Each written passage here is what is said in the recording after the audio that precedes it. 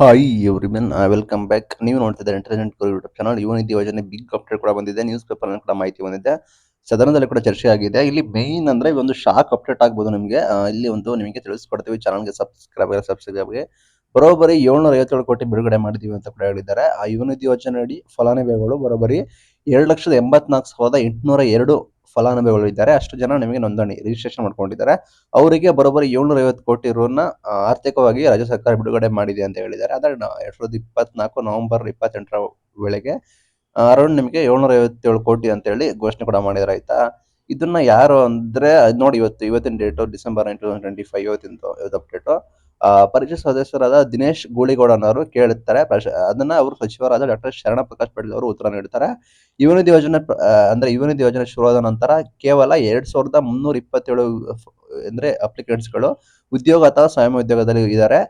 ಆದರೆ ಯುವನಿಧಿ ಯೋಜನೆ ನೋಂದಣಿ ಮಾಡಿದ ಫಲಾನುಭವಿಗಳನ್ನ ಆದ್ಯತೆ ಆಧಾರದ ಮೇಲೆ 17,715 ಫಲಾನುಭವಿಗಳನ್ನ ಸಂಪರ್ಕಿಸಿದೀವಿ ಅಂತ. ಅಂದ್ರೆ ಯಾವುದು ಪ್ರಿಫರೆನ್ಸ್ ಅಂದ್ರೆ ಆದ್ಯತೆ ಆಧಾರದ ಮೇಲೆ ಏನೇನೋ ಪ್ರಿಫರೆನ್ಸ್ ಇರುತ್ತೆ ಅಂತ ನೋಡ್ಕೊಂಡು ಬರೋಬ್ಬರಿ ಯುವನಿಧಿ ಯೋಜನೆ ಕಡೆಯಿಂದ 17,000ಕ್ಕೂ ಹೆಚ್ಚು ಅಪ್ಲಿಕೆಂಟ್ಸ್ ಯಾರೆಲ್ಲ ಫಲಾನುಭವಿಗಳು ಇದ್ದಾರೆ ಅವರನ್ನ ಕಾಂಟ್ಯಾಕ್ಟ್ ಮಾಡ್ತಾರಂತೆ.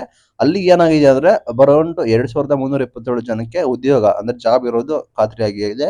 ಹೀಗಾಗಿ ಅವರಿಗೆ ಉದ್ಯೋಗ ಪಡೆದುಕೊಂಡಿದ್ದಾರೆ. ಅಂದ್ರೆ ಉದ್ಯೋಗ ಕಂಡುಕೊಂಡ ಕಾರಣ ಅವರಿಗೆ ಮಾಸಿಕ ಭತ್ಯೆ ನಿಲ್ಲಿಸಿದೀವಿ ಅಂತ ಹೇಳಿ ಸಚಿವರು ಕೂಡ ಸ್ಪಷ್ಟನೆ ಕೂಡ ಕೊಟ್ಟಿದ್ದಾರೆ. ಈ ಬಗ್ಗೆ ಗ್ಯಾರಂಟಿ ಅನುಷ್ಠಾನ ಸಮಿತಿ ಅಧ್ಯಕ್ಷರು ಹೇಳಿದ್ದಾರೆ. ಎಲ್ಲರಿಗೂ ಸಹಾಯ ಆಗುತ್ತೆ. ಪದವಿ ಮುಗಿಸಿ ಯಾರೆಲ್ಲ ಉದ್ಯೋಗ ಹುಡುಕ್ತಾ ಇದ್ದಾರೆ ಅವ್ರಿಗೆ ಸಾಕಷ್ಟು ಪ್ರಯೋಜನ ಆಗುತ್ತೆ.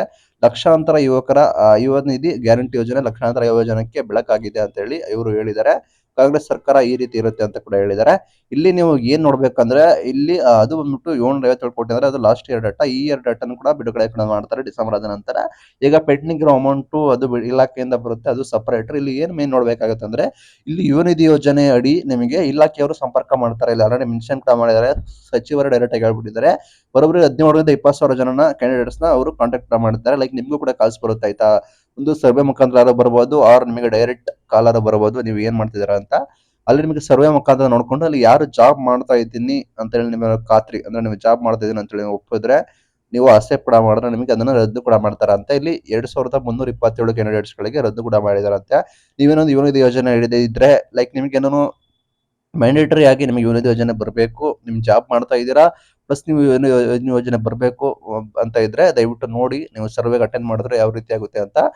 ಅಂಡ್ ನೀವೇನಾದ್ರು ಜಾಬ್ ತೆಗೆದುಕೊಳ್ತಿಲ್ಲ ಅಂತ ಹೇಳಿ ನೀವೇನಾದ್ರು ಜಾಬ್ ಮಾಡ್ತಿಲ್ಲ ಏನು ಮಾಡ್ತಿಲ್ಲ ಅಂತ ಕೂಡ ಇದು ಕೂಡ ನೀವೇನಾದ್ರೂ ಸರ್ವೆಯಲ್ಲಿ ನಾನು ಜಾಬ್ ಮಾಡ್ತಾ ಇದೀನಿ ಅಂತ ಹೇಳ್ಕೊಂಡ್ರೆ ನಿಮಗೆ ಯುವನಿಧಿ ಯೋಜನೆ ರದ್ದು ಆಗ್ಬೋದು. ಅದಕ್ಕೋಸ್ಕರ ಸರ್ವೆಗಳನ್ನ ನೀಟಾಗಿ ಅಟೆಂಡ್ ಮಾಡಬೇಕಾಗುತ್ತೆ. ಈಗ ಆಲ್ರೆಡಿ 2,000 ಜನಕ್ಕೆ ನಿಲ್ಲಿಸಿದೀವಿ ಅಂತ ಹೇಳಿದ್ದಾರೆ. ನೀವು ಕೂಡ ಸರ್ವೆಯಲ್ಲಿ ಪಾರ್ಟಿಸಿಪೇಟ್ ಕೂಡ ಮಾಡಿದ್ರೆ ನೀವು ಕೂಡ ರಾಂಗ್ ಇನ್ಫಾರ್ಮೇಶನ್ ಕೊಟ್ಟಿದ್ರೆ ನಿಮ್ಗೂ ಕೂಡ ರದ್ದಾಗಬಹುದು. ದಯವಿಟ್ಟು ಇದನ್ನ ಗ್ಯಾಪ್ ಮಾಡ್ಕೊಳ್ಳಿ. ಲೈಕ್ ಸರ್ವೆ ನೀಟಾಗಿ ಅಟೆಂಡ್ ಕೂಡ ಮಾಡಿ. ನೀವು ರಿಜೆಕ್ಟ್ ಮಾಡಿ ನೆಗ್ಲೆಕ್ಟ್ ಕೂಡ ಮಾಡಿದ್ರೆ ಉತ್ತಮ. ಅದ್ರ ಬದಲು ಅಕ್ಸೆಪ್ಟ್ ಕೂಡ ಮಾಡಿ. ನೀವು ಸರ್ವೆನ ಚೆನ್ನಾಗಿ ಅಟೆಂಡ್ ಮಾಡಿ. ಬಟ್ ನೀವೇನಾದ್ರೂ ಜಾಬ್ ತೆಗೆದುಕೊಂಡಿದ್ದೀರಿ ಅಥವಾ ನಾನು ಸ್ವಯಂ ಉದ್ಯೋಗ ಅಂದ್ರೆ ನೀವು ಓನ್ ಏನಾದ್ರು ಬಿಸ್ನೆಸ್ ತರ ಏನಾದ್ರು ಬೇರೆ ತರ ಉದ್ಯೋಗಗಳನ್ನ ಮಾಡಿದ್ರೆ ನಿಮಗೆ ಯೋಜನೆಗಳನ್ನ ರದ್ದು ಕೂಡ ಮಾಡ್ತಾರೆ. ಇದು ಇವತ್ತಿನ ಅಪ್ಡೇಟ್. ಇಲ್ಲಿ ಅಮೌಂಟ್ ಬಗ್ಗೆ ಯಾವುದೇ ರೀತಿ ಮಾಹಿತಿ ಕೊಟ್ಟಿಲ್ಲ. ಅಮೌಂಟ್ ನಿಮಗೆ ಶೀಘ್ರದಲ್ಲೇ ಜಮೆ ಆಗ್ಬೋದು. ಇದು ಇವತ್ತಿನ video. Thank you for watching. Thank you.